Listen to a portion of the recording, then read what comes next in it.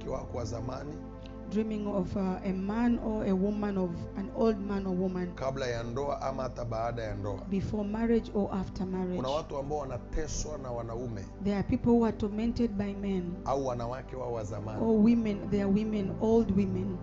Mtu ulishaachana naye siku nyingi. You already left that woman a long time ago. Anaweza kuwa hata sio mtu wako wa kwanza au sio mtu wako wa pili, He might not be your first or the second person to lakini you, ameungangania ulimwengu wako wa roho. but he is with your spiritual realm. Maana yake ni nini? What does it mean? Uko kwenye ndoa lakini bado huyu jamaa anakutembelea. You are in marriage, but this man follows you. Wala sio mwanaume wako wa kwanza. He's not even your first Kwa man. tafsiri ya kukubikiri au kwa sababu ya nini? He has not even taken your virginity Au or anaweza what. kuwa ndio wa kwanza. Or he might be the first. Maana yake ni nini? What does it mean? Kwa nini yeye peke yake kwenye maisha yako yote? Why he alone in your life? Kwa nini? Why? Kwa nini? Why? Kwa nini huyo mwanamke Why that woman na sio mtu mwingine? and not any other person? Amekuwa anajirudia kwenye ndoto zako kila wakati. They have been repeating themselves in your dreams every time. Haya, nishamaliza mwingine, huyo hapa. Bwana asiwe sana. Kwa nini yeye anakuwa anajirudia? Why are they repeating themselves?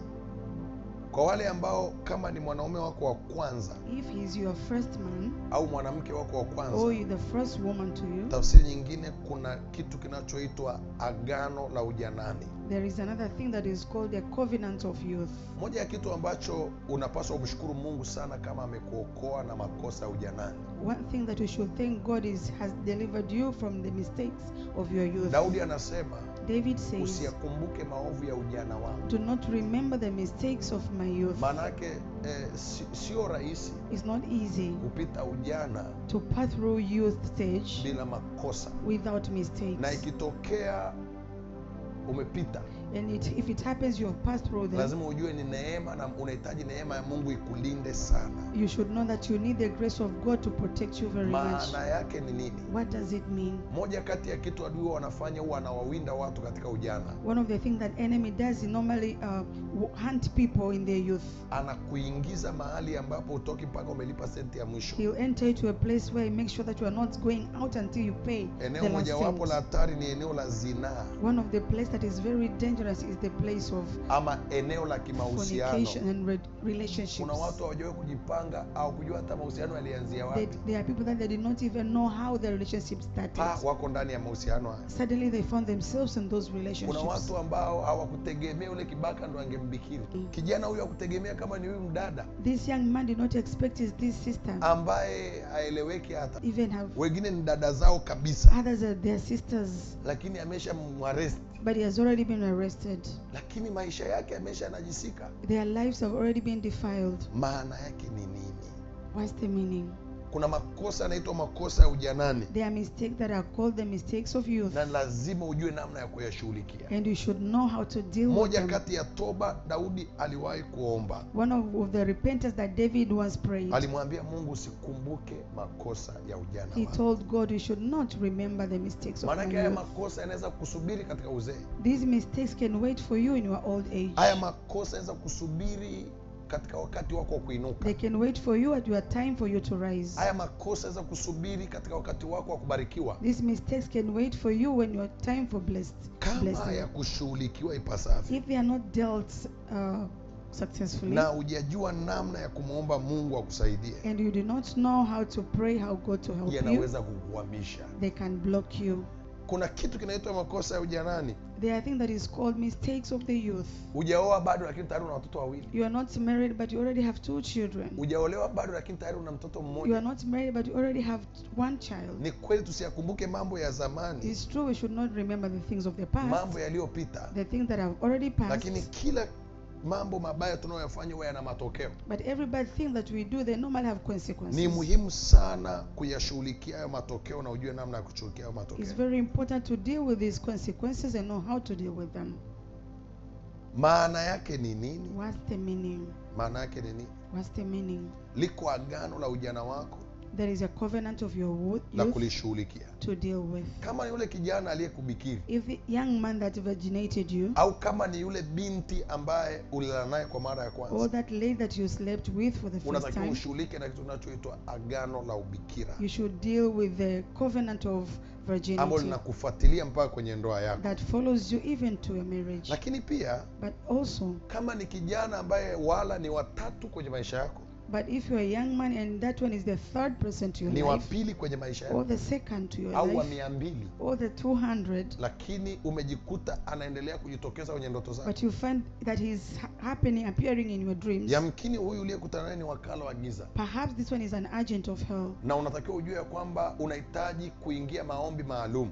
You should know that you need to enter into special prayers. Waliokuwa Jumapili ibadani waliona The one that were on Sunday, wakati na they saw hudumu, when I was ministering. nikamwangalia dada mmoja, nikaona juu ya kichwa chake kuna wheelchair. I saw one sister and on top of her head there was a wheelchair. Alafu Roho wa Mungu akaniambia ataparalyze ndani ya siku 3 kutoka sasa. And the Holy Spirit told me he's going to paralyze after 3 days. Simjui, I do not know her. sijui ametoka wapi. I don't know where she was coming from. And I went Na nikamchagua katikati ya maelfu ya watu, in the midst of thousands of people. nikamwambia dada, na I told kuona sister, I see you. juu ya kichwa chako kuna wheelchair. On top of your head there is a wheelchair. Simjui, I do not know her. simfahamu. I don't know her. Ghafla Suddenly, nikaanza kumwombea, akaanguka. I started praying for her and she fell down. Yule aliyemleta akaanza kupiga kelele, The one that brought her, she started shouting. akasema ni kweli, She said it's true. mguu wake mmoja Her one leg, amelazwa hospitalini zaidi ya wiki nzima. he has been hospitalized for a week. Wamemtoa Arusha, wamemleta They took her from Arusha to bring here kwa ajili ya kesi hiyo, for that case. lakini angalia, But look, amelala chini kwa sababu ya ugonjwa huo. she has been sleeping because of that disease. Wakati namuuliza Mungu sababu ni nini, While I was asking God, what's the reason for this? akaniambia nilala na mwanaume ambaye ni nusu mtu nusu nyoka. He told me he slept with a man that is half man, half a snake. Dunia ya sasa This world, tuna watu ambao they are half human being, we have people that nusu ni watu, alafu half and nusu nyoka. ni Leo snake. kijana mmoja ameniandikia message, Today one young man wrote me a message akaniambia hivi, and he told me, nimepewa namba na so nikitaka nifuate maombi. Akaniambia nimuulize. Alipomuuliza Roho akamwambia aniunge na baba yake wa kiroho. Sasa anaunganishwa na mimi, naitwa so. I am called so and so. Kabla ya kuzaliwa kwangu, Before being born, mama yangu alienda kwa mganga, my mother went to a witch doctor. akapewa dawa, It was given a herb. akawaambiwa It was told wiki haipiti atanizaa, after a week he will give birth to ila me. akinizaa And after giving birth itabidi to me, anirudishe. he will have to return me back. Ila mama aliponizaa kunirudisha. But my mother, when she delivered, she did not take me back. Sasa nimejikuta kwenye mambo And yafuatayo. now I find myself in these things. Moja, One, ushoga, gayism ni shoga. is a gay. 2, Two, nalala na wadogo zangu wa kike wote, upande wa baba na upande wa mama, I sleep with my youngsters on the side of the mother and the father. na mdogo wangu wa kiume And my young brother, mama mmoja. the same mother. 3, Three, naenda kwa waganga na kukata chale, I go to witch doctors to be bewitched. naoga makaburini. I go and take bath in the 4, 4. kafara nimetoa za kutosha. I've given a lot of bad sacrifices. 5, 5. kulala na wake za watu, I sleep with the wives of other nalala people. na wake za watu. I sleep with the wives of other people. 6, 6. nimetoa bikira mabinti wengi. I virginated a lot of girls. Kama in radio they think I'm Joe saw me. hebu soma wewe, wasio wakaona mimi ndo natuma. Kutizama picha za ngono I've been watching muda wa pornography miaka 15 na kujichua, for Endelea. 15 years and kutembea na masturbating, wanawake katika damu yao ya hedhi, walking with women in their kuota days ndoto of nipo menstruation. kwa kilinge nikibeba agano 2020, kuota na lawitiwa nafanya mapenzi ndotoni, 11, ibada za wafu, kuita mizimu upande wa baba na mama kwa kutumia hilizi na kuchoma udi. then katika pita zako, Now in your way, in your walking, pa is a guy you meet that kind of a guy. he virginate you. Anakubikiri. Katika kupita kwako, In your walking around, pa you meet the same girl, you meet msichana wa hivi you virginate the girl. na unambikiri. Katika kupita kwako, In your walking around, pa suddenly you meet a certain that guy, You meet mwanaume wa namna hii. Umetoka kanisani umechoka, You are coming from church, you're tired. kijana hisia ziko juu. Young man has a lot of feelings.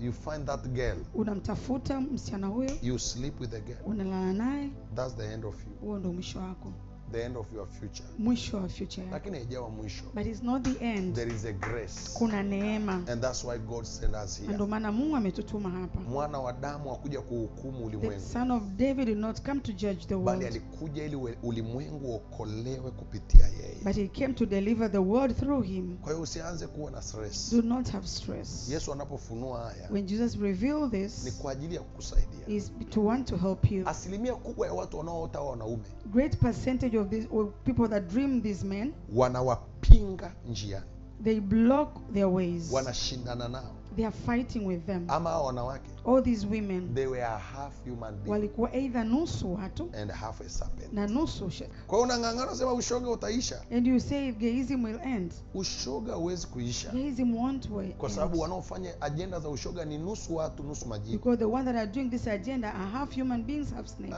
Unasema zinaa itaisha. You say fornication will end. Zinaa haiwezi It kuisha, cannot end. kwa sababu wanaofanya hivyo ni nusu watu nusu Because the majini. ones that do it, half they are human beings, Kikubwa half wewe Mungu snakes. aliyekupa neema na mimi Mungu aliyenipa You neema, that God has given you grace, anapoyafunua haya when he reveals ni kwa this, ajili ya kukusaidia. is for you to be Sasa kuna helped. watu ambao wanapoota watu wa namna hii, So there are people that dream people like this. hawa ndio wamekufunga, These are the ones that have blocked you. hawa ndio wamekunajisi kwenye These are the ones that ulimwengu, have defiled you the spiritual realm. wamekuletea mikosi, They have brought curses upon your wameizuia life. kesho yako. They have stopped your future. Kwa hiyo kazi yao ni kwa ajili ya kukufunga, Their work is just to block you, kukukamata. to tie you. Kwa hiyo unaanza kujiona kana kwamba wakati mwingine unashindwa kumwacha. Sometimes you can't even leave them. Ni mke wa mtu lakini utamtafuta You are baadaye. somebody's wife, but you seek for him. Ni mume wa mtu lakini utamtafuta You are baadaye. somebody's wife, a husband, but you go and look for These her. are strange cases. Hizi ni kesi za ajabu.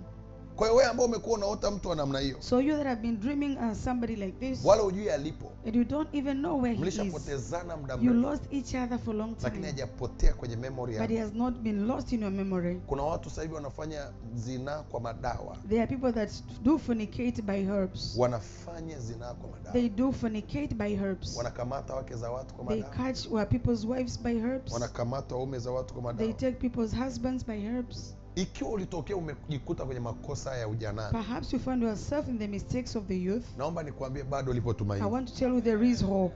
Yesu Kristo anaweza kukuokoa. Jesus can deliver you. Mwana wa Adamu akuja kwa ajili ya kuhukumu ulimwengu, The son of David did not come to judge the bali world, ulimwengu uokolewe kupitia but the yeye. world to be delivered through Na hii him. ndio kazi ya Injili And this is the work of the ya gospel Kristo Yesu Bwana, of Jesus Christ the kwamba Lord. dhambi zenu zijapokuwa nyekundu That kama you- bendera, When your sins are red like a flag, zitakuwa nyeupe kuliko seluji they will be as white as snow. mtakapoziungama kwa mioyo yenu yote When you repent with all your heart na kumfuata yeye and aliyewahukumu, follow him aliyewafanya muwe jinsi mlivyo. that made you the way you are. Kwa jambo la kwanza, lipo agano la ujanani linapaswa lishughulikiwe. First thing, there is a covenant of the youth that need to be dealt with. Jambo la pili, unapaswa kutengwa na mafungamano ya kiroho. Number two, you must be separated with the spiritual connections.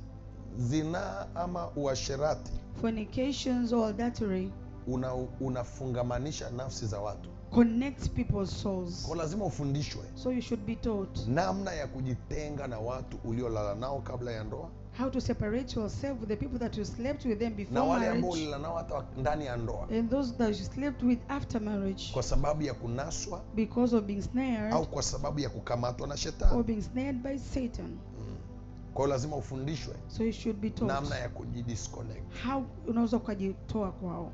Nilisema siku moja nitafundisha, na leo Bwana acha anipe nafasi. I said one day I'll teach, and God has given me the chance Mungu today. ameumba mwanamke na mwanaume kwa namna tofauti. God has created a man and a woman in a different way. Maumbile ya mwanaume yako nje, The bodies of the man are outside. ina maana kiroho, It has a meaning. na maumbile ya mwanamke yako ndani, And the parts of a woman are inside. ina maana It kiroho. has a meaning spiritually. Maana yake ni nini? What does it mean? Kwa sheria ya asili, In the